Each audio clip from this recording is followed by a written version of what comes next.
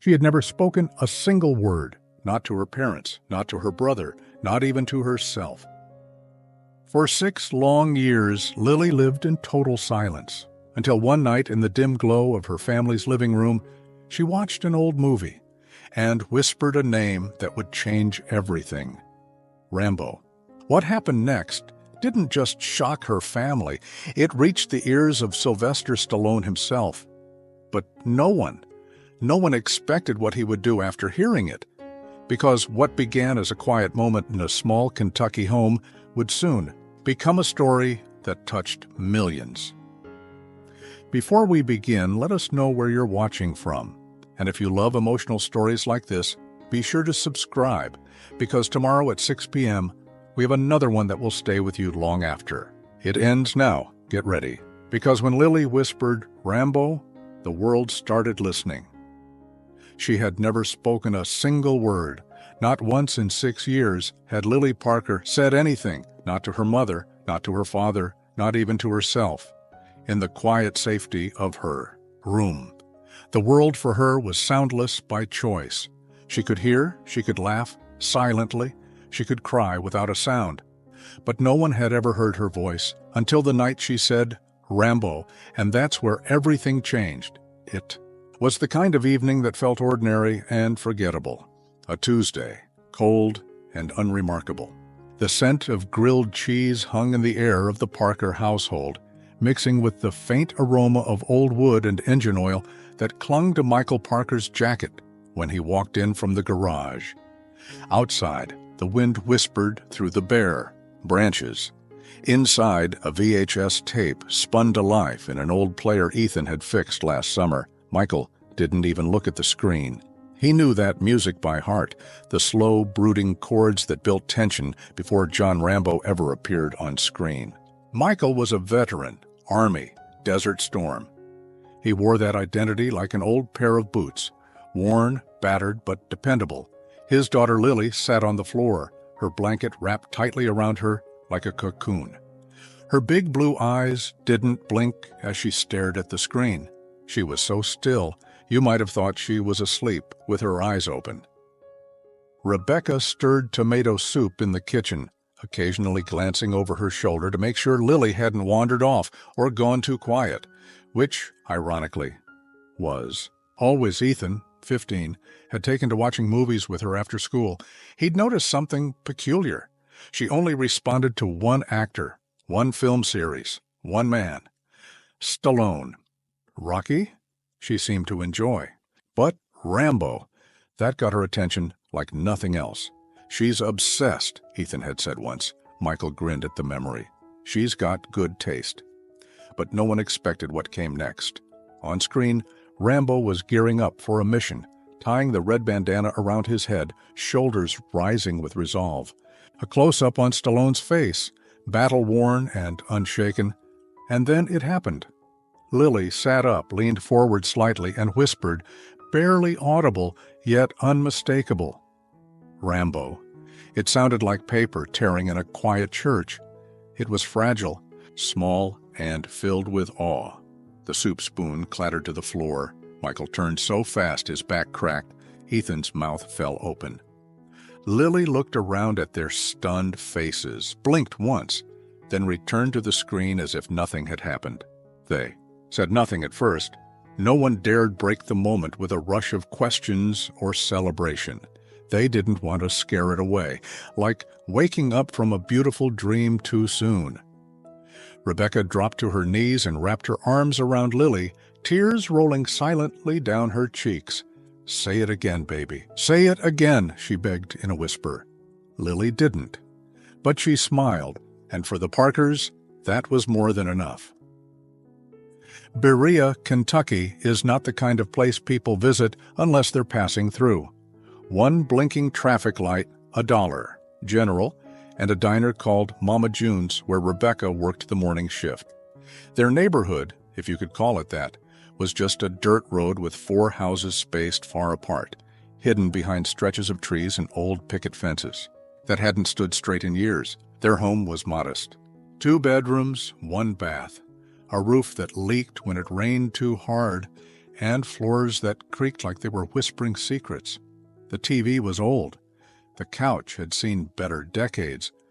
But it was home. It was safe. And for Lily, it was the only world. She knew Michael had built her a swing out front, painted it yellow. She never used it. He didn't mind. He just wanted her to know it was there. Inside her room, the walls were pale purple. Stickers of horses, stars, and clouds were slowly peeling off. On her shelf, a plastic dinosaur, a worn-out bunny, and a small frame photo of her and Ethan watching First Blood together. The next morning, Ethan uploaded the video to Facebook. He didn't mean to, not really.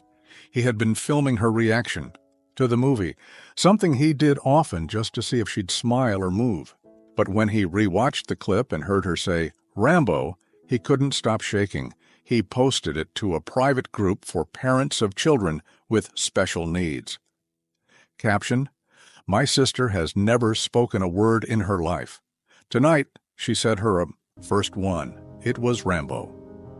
He didn't expect anything to happen. He just needed someone, anyone, to witness it. By noon, the video had over 10,000 views. By midnight, it had gone viral. Rebecca's phone rang nonstop. News stations, podcast producers, journalists from places she couldn't pronounce. The town mayor came by with flowers. Strangers sent gifts. A retired speech therapist from Oregon mailed a letter that simply read, "Never underestimate the power of story. Sometimes it breaks walls, science can't." Michael didn't trust the attention. He was a quiet man, didn't like cameras or interviews, but even he couldn't ignore what happened next. A letter arrived. No return address, just a name printed. On the envelope, Sylvester Stallone. Inside was a handwritten note. "Dear Lily, I heard you spoke my name. That means more to me than you'll ever know. I've played many characters in my life, but none compared to the honor of being your first word. With love and respect, Sly." Taped to the bottom of the letter was a red bandana. The same kind. Rambo wore it folded neatly, untouched. They thought that was the end of it, the peak of a miracle. But then, 2 days later, a black SUV pulled into their driveway. A tall man in sunglasses stepped out. Rebecca gasped. Michael squinted. Lily, sitting on the porch swing for the first time in her life, stood up.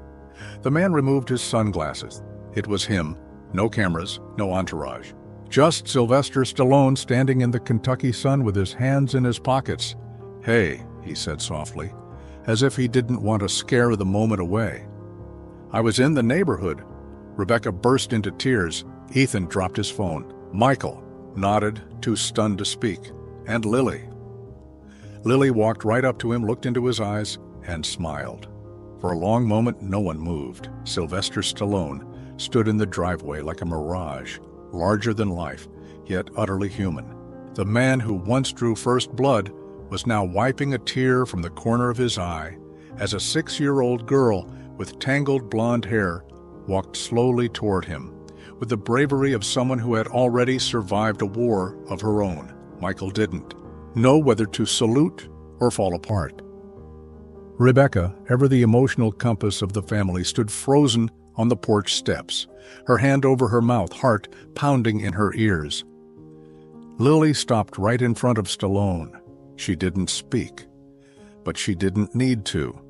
She reached into her pocket, pulled out a crumpled drawing, her own stick figure version of Rambo, drawn with a red crayon bandana, and held it up to him like a sacred offering. Stallone crouched down, took the paper delicately, and whispered, "This means more to me than any Oscar." And somehow they all knew he meant it. He didn't stay long. 2 hours maybe. He didn't want cameras, press, or any of the chaos that usually followed his name. He just wanted to sit with them, listen, understand. They talked in the living room, on the old couch with sunken cushions. Michael sat upright, stiff with disbelief. Ethan leaned against the wall, arms crossed, pretending to be chill. Rebecca kept pacing back and forth, offering coffee she didn't have, and snacks she couldn't find. Stallone sat with Lily on the floor, cross-legged. like an old friend. She didn't say much, just pointed to the TV, to a stack of DVDs, to the framed letter now hanging above the mantel. He nodded at everything she showed him like it was the most important thing he'd seen all year. "This place," he said, looking around, "reminds me of where I came from. Same creaky floors, same kind of love holding it all together." Rebecca smiled, blinking back tears. "We don't have much, but she has all of us." He looked at Lily and said softly, "That's more than most." Later, after Stallone left, after hugs and a whispered thank you from Lily that made Rebecca collapse into tears, they all sat quietly, as if afraid to disturb the air that still held his presence. But the silence that followed wasn't empty. It was full of wonder, of disbelief, of something sacred. But it didn't last, because life doesn't pause, not even for miracles. The following week, things began to change, and not all for the better.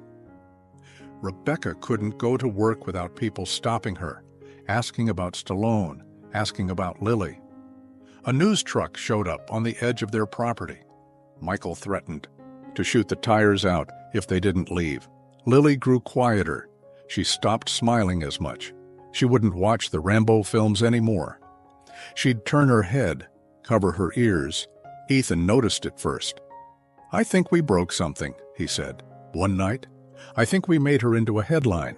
Rebecca wanted to deny it, but she couldn't. The attention that once felt like a blessing began to feel like a cage.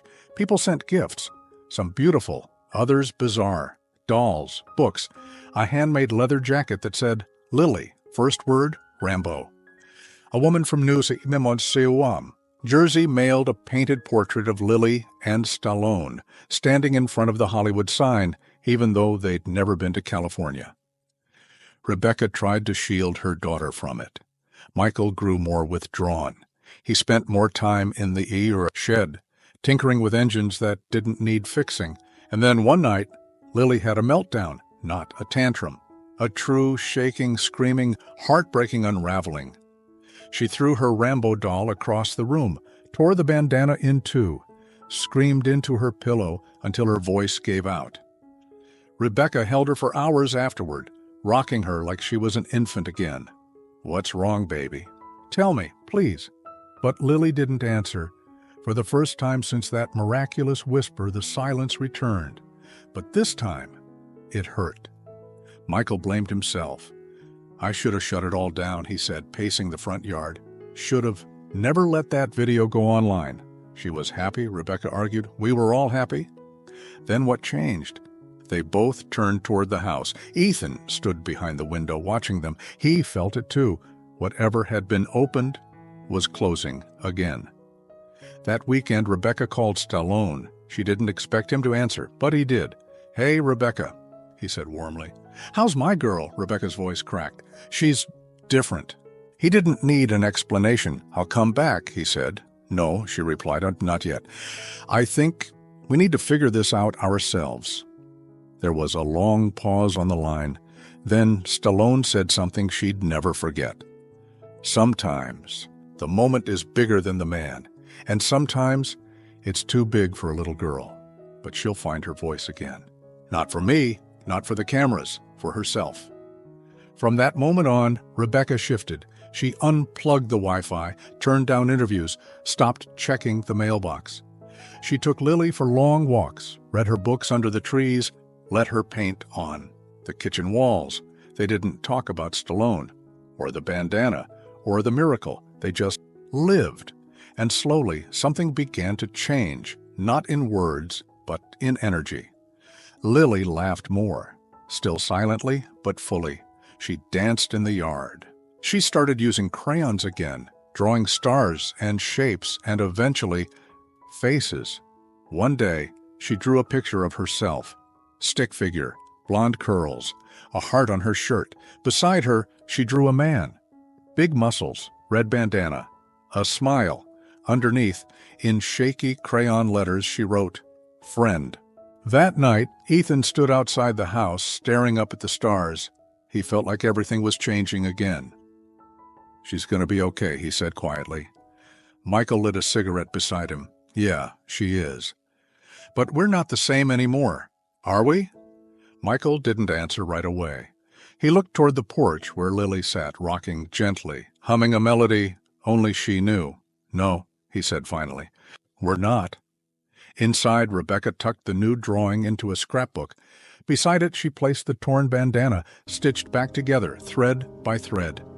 She whispered a quiet prayer, not for fame, not for closure, but for peace. And, as she kissed Lily goodnight, she heard her daughter whisper again, "Love you." 2 words this time, 2 words that meant the world. Lily's second word, "love you," should have been the climax. It should have been the peak.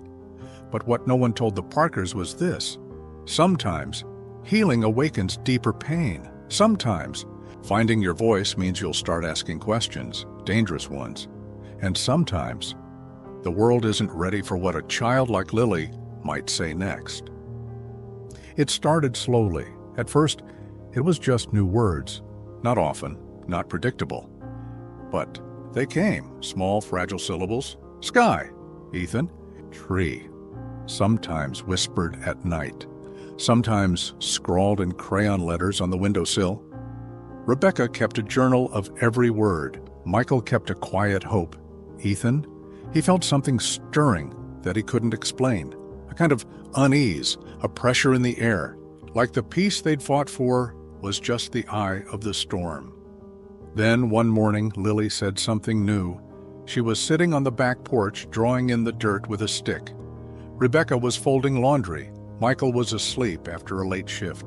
At the shop, Ethan stepped outside, sipping orange juice straight from the bottle, and said, "Hey, what are you drawing?" Lily didn't answer. She just kept scraping the dirt. When he crouched down to see, he realized she'd drawn a figure. Oh, yes, big muscles, red bandana, a gun in his hand, tears on his face.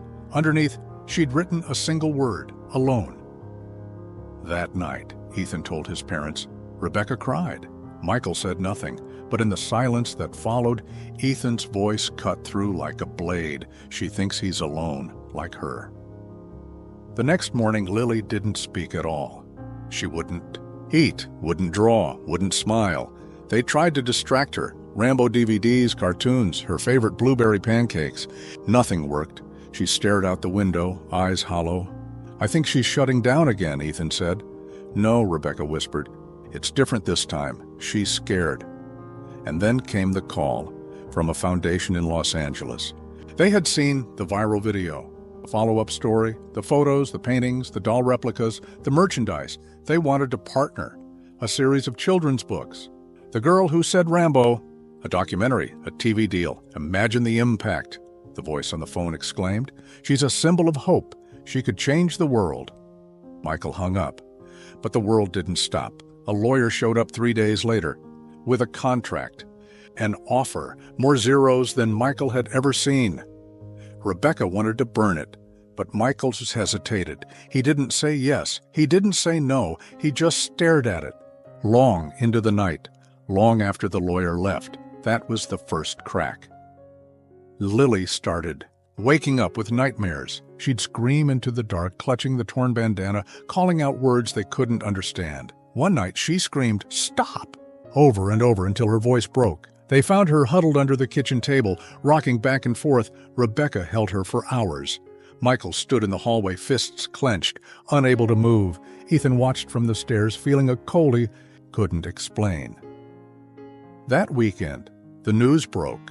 Someone, no one knew who, had leaked the letter from Stallone, the bandana, photos, even Lily's drawing labeled "Alone."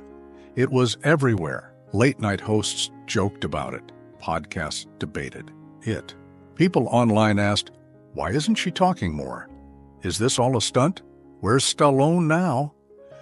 Rebecca smashed the router. Michael went silent for 2 days. Ethan tried to track the leak. He never found it. Lily stopped speaking. Entirely. Not even a whisper. Then came the reappearance. One morning, a black SUV rolled up their road again, but this time, Stallone didn't get out. His driver delivered a box. Inside, a Polaroid of Stallone as a young man, smiling, with a child who had cancer. A note that read, "Fame is a storm. You either find shelter or you become the lightning rod. I was both. I don't want that for her, but I'm here when she's ready."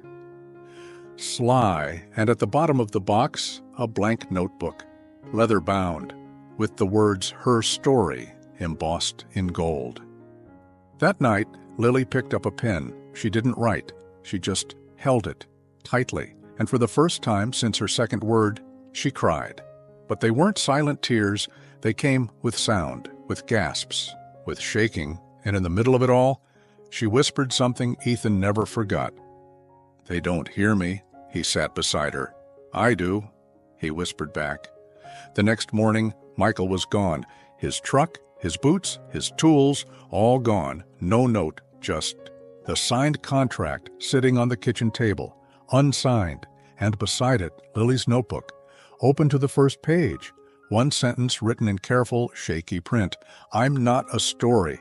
I'm a girl." That afternoon, the town turned on them. People who once brought flowers now brought questions. Some accused the Parkers of exploiting their daughter. Others said Stallone never visited, that it was all staged. A reporter camped outside the house. Rebecca broke, screamed at them to leave. Ethan chased one off with a baseball bat. Inside, Lily sat in her room, staring at her hands. And then she walked to the window, opened it, and screamed. Not a word, a sound so raw, so human, so full of rage and heartbreak that birds scattered from the trees and neighbors froze in their yards. Rebecca dropped her coffee mug. Ethan ran upstairs. They found her curled into herself on the floor. She had written 3 more words in the notebook. "Make it stop." And that's when Ethan made a decision.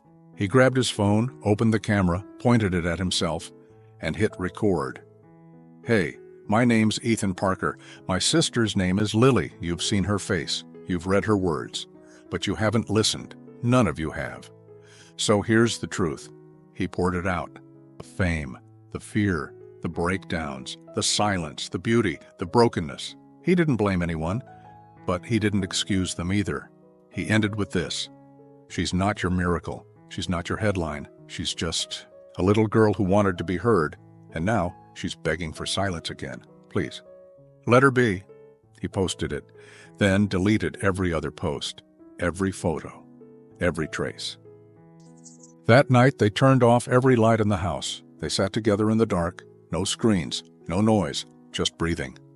And when Lily spoke again, it wasn't a whisper. It was strong, soft, but firm. "Can we go?" Rebecca looked at her.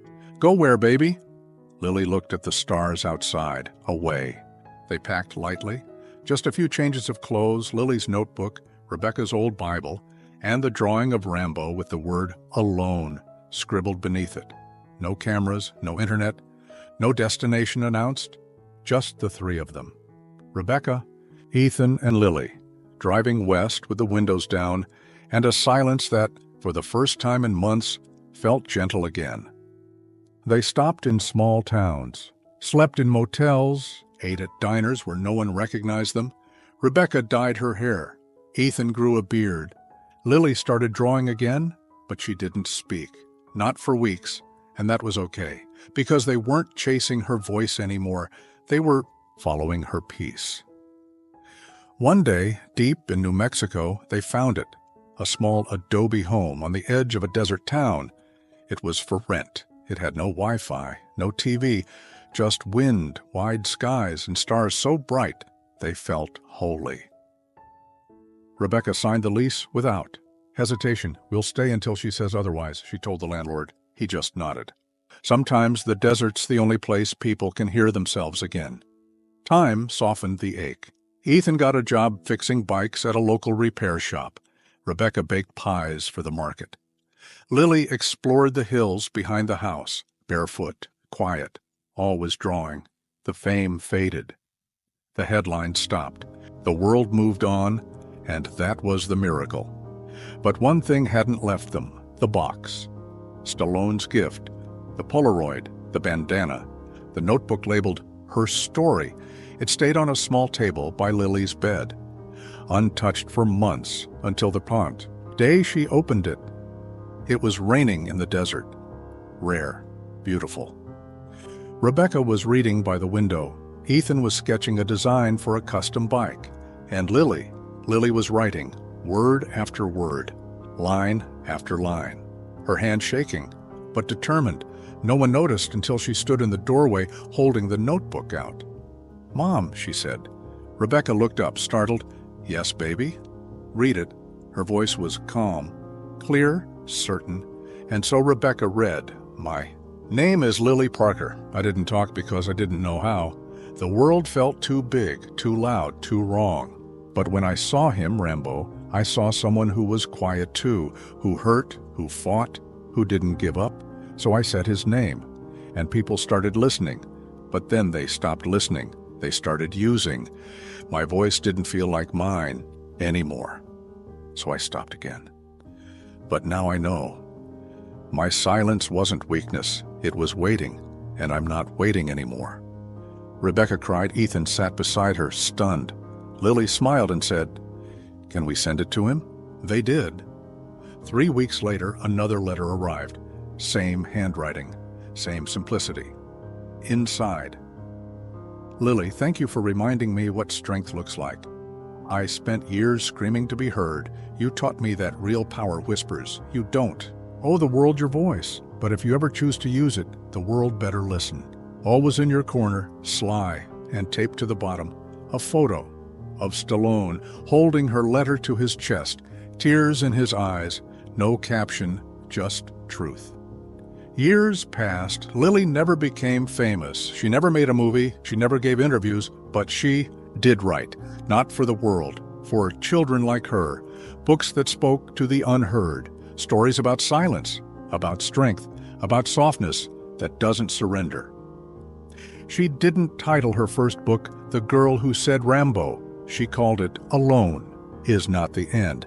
And on the dedication page, for the quiet ones, you're not broken. You're building.